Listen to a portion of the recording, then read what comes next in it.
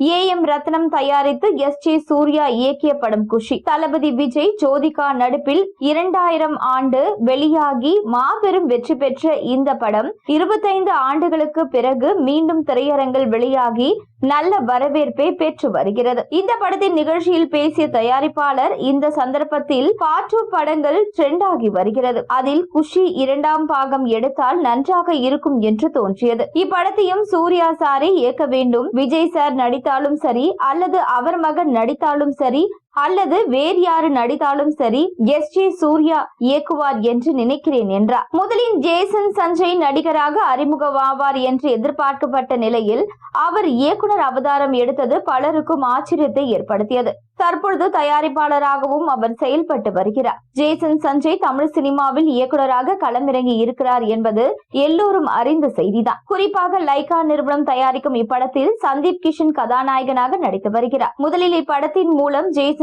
சஞ்சய் இயக்குனராக அறிமுகமாகிறார் என்ற அறிவிப்பு வெளியான பொழுது அப்படத்தை லைகா நிறுவனம் தயாரிப்பதாக மட்டுமே இருந்ததாக கூறப்படுகிறது. தற்பொழுது சஞ்சயும் தயாரிப்பாளராக இணைந்து படத்தை உருவாக்கி வருகிறார். இந்த படத்தின் மீது எதிர்பார்ப்பு அதிகரித்து இருக்கிறது. விஜய் மகன் நடிகராக வேண்டும் என்பது ஆசை. தற்பொழுது குஷி 2ஆம் பாகம் பற்றி பேச்சு வருவதால் அதில் மகன் நடித்தால் விஜயே படத்தின் பூஜையில் கலந்து கொள்வார், ஆரம்பித்து வைப்பார் என எதிர்பார்க்கலாம். ஏற்கனவே எஸ்.ஜே. சூர்யா ஒரு பேட்டியில் சஞ்சயை தான் ஹீரோவாக பார்க்கத்தான் ஆசைப்பட்டேன் என்றும் இயக்குனராக ஆவார் என்று நினைக்கவில்லை என்றும் கூறியிருந்தார்.